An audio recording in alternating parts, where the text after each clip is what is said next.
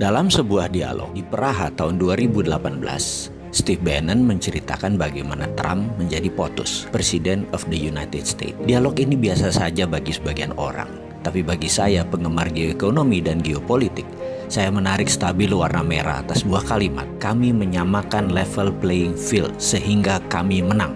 Kalimat inilah yang menjadi dasar analisa saya, sehingga jadi memahami apa yang dimaksud dengan tim Trump untuk kebijakan luar negeri yang akan menguntungkan Amerika.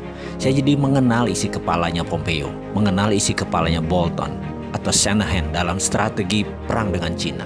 Kesimpulan, Amerika versus Cina saat ini bukan perang dagang, tapi perang ideologi. Menurut pengamat intelijen ekonomi, A.V. Temames yang berdomisili di London, hal inilah yang membuat banyak para analis salah baca, terutama analis ekonomi. Dikira Cina dan Amerika itu perang dagang biasa, perang ekonomi, hanya karena merasa sepertinya Amerika kalah dengan impor Cina yang besar masuk ke Amerika sehingga pasang tarif masuk tinggi agar barang di Cina itu mahal. Negara Amerika untung dari tarif pajak masuknya barang Cina yang ditinggikan, dan juga imbas produk hasil manufaktur di Amerika jadi bisa berjualan karena harga mereka kompetitif itu di dalam Amerika.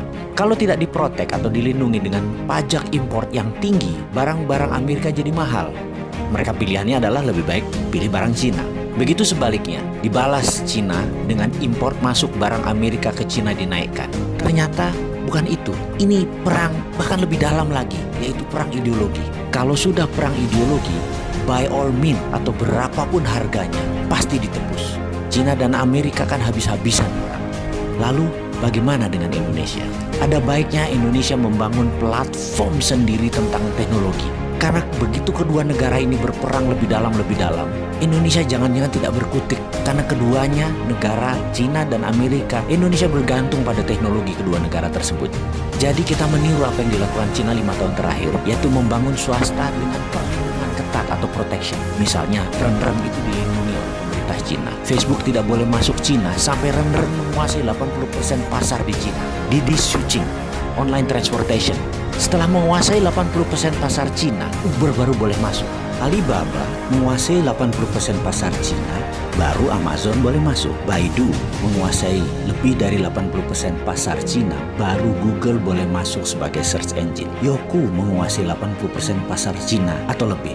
YouTube baru boleh masuk, dan masuknya pun asing tersebut sampai dibatasi sampai saat ini. Indonesia kalau mau maju, aplikasi anak negeri dilindungi terlebih dahulu. Sekarang perang dagang Cina-Amerika sedang memanas. Indonesia ambil kesempatan. Anak bangsa buat fintechnya sendiri, buat Google versi Indonesianya sendiri, buat WeChat versi Indonesia sendiri, buat Facebook versi Indonesia sendiri, dan pastikan semua proyek itu diprotek oleh negara, dilindungi oleh negara. FBI asing masuk diatur, Google asing diatur, sosmed semua diatur yang dari luar negeri, dan produk Indonesia diberi fasilitas penuh kemudahan. Yakinlah 1-2 tahun ke depan anak bangsa bisa membuat dan melaksanakan proyek tersebut, sehingga pada tahun 2021 sewaktu puncaknya perang dua negara, Indonesia sudah punya semuanya. Kita tidak tergantung pada Cina dan Amerika. Saya yakin Amerika pasti akan mematikan sosmed mereka, internet mereka, satelit mereka, karena itu adalah strategi perang, battle space namanya, penaklukan ruang udara. Tapi kalau Indonesia punya semua